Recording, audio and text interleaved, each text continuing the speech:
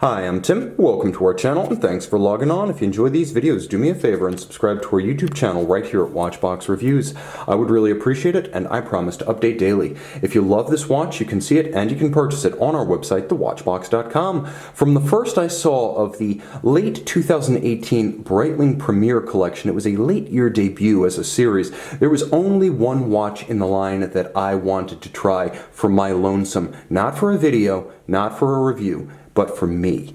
That is the one on my wrist, the Breitling Premier B01 Chronograph 42 Bentley. Under the new Georges Kern CVC Capital Partners regime, Breitling for Bentley continues.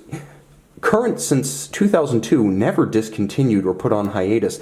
The principle of the partnership now involves taking one standout model from each existing model line and adding Bentley cues rather than creating a dedicated Breitling for Bentley model line within the collection. And the watch on my wrist might be the most appealing Premier or Breitling watch of any description. 42mm in stainless steel, both satin and polished. You can see you have everything from an engine-turned Bentley nameplate on the flank to an explosive metallic British racing green dial. On my 16cm circumference wrist, it wears easily, and you can see over the wrist, it's not excessively broad, nor is it narrow. The timepiece, 42mm in diameter, 13.9mm in thickness, and then you can see from lug to lug, the watch measuring 49.7mm with a 21mm spacing between the lugs. It's a broad stance. 21 is contemporary. You want to see on a watch of this size in the year 2019 a 21 or a 22mm lug spacing so that the bracelet and the lugs are proportional as they join. The case itself is substantial and the bracelet is a handsome design, as you can see. Shades of the Navitimer and Pilot bracelets here. You have these long, almost lentil-like individual links, all of high polish, and they're substantial enough that it feels and looks like a sports bracelet, but there are plenty of gaps on the underside that will allow the bracelet to vent the wrist as well as avoid pinching skin or pulling hair. Removable links fixed by screws. Jumping over to the clasp, you can see it's nicely executed. It features a polished single-fold deployant and a clamshell lock. You can see the Breitling wing logos are gone. Breitling wants you to think air, land, and sea sports now, and of course this is the Land series, the Premier. Jumping back to the case, you can see integration of bracelet and lugs is fluid, organic, and complete, with the end link tracing the arc of the case as well as the slope of the lugs nicely. Here's where you see the combination of the satin finished flank and the polish. Polished hoods, the intriguing detail here is really the use of a bevel that flares at the end of the lug but also wraps around the end of the lug. Rather than tapering off, it actually turns inward. It's an unusual styling inflection and one that I happen to like a great deal. It's distinctive to this model line. Getting a little bit closer, you can see the Bentley nameplate, which is nicely evacuated and engraved, held in place by polished bolts, and appreciate the engine turning, which you'll find in custom Bentley interiors and structural components past and present. Jump into the bezel, you can see it's conical, stepped, and rather minimalist. There is a distinct stepped edge that abuts the box section sapphire, and the box section sapphire looks and likely is expensive. When you see a flat sapphire, think cheap. When you see a domed sapphire, think somewhat more expensive. When you see a sapphire that is both box section on its edge and domed over its top, think money was spent.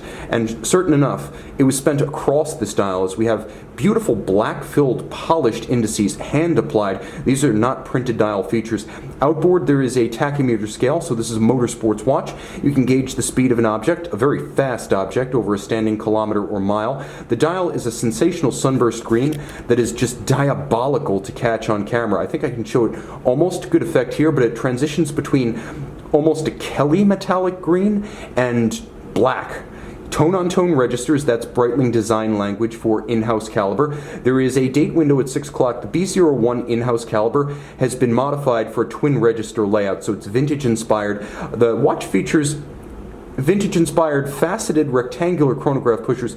Note that they're satin finished on their flanks and then polished on their bevels. Nicely executed. There is a dedicated crown for this collection. Not only does it look distinctive with that spiky knurling, but it is so distinctive in feel that eyes closed, I know I'm activating and actuating a Breitling Premier. Stop seconds. It also features a quick set date. It features a vertical clutch column wheel chronograph, and the B01 is right up there with the datograph and the Zenith El Primero as one of the finest tactile chronographs on the market. You feel it, you hear it. You can leave the chronograph running if you prefer to have center seconds. Vertical clutch, no additional wear and tear. Also, vertical clutch, no jump to the chronograph seconds hand when the watch starts. 70-hour power reserve, automatic winding. You can see the case back features the Breitling